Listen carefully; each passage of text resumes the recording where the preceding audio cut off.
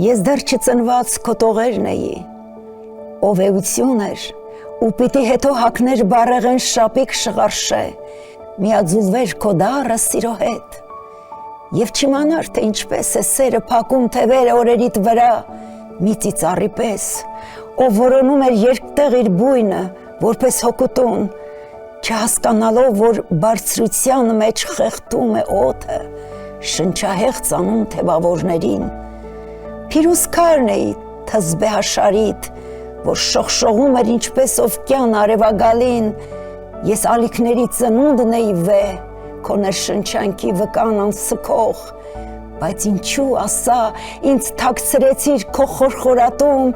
գաղտնարանիդ մեջ բոլորից անտես,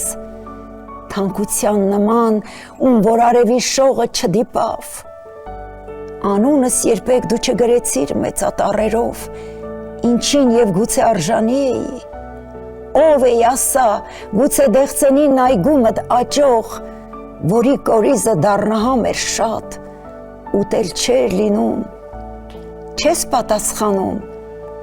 իսկ ես կասեմ, թե դու ով ես եղել, իմ բախտի գրում, այն էիրում, որ ես չեմ թաքցրել, փայփայել եմ միշտ իտես ամենքի, որպես ծիածան երկնքից իջած, կամ մի մագաղատ անվերծանելի, ու մի ծանր խաչ,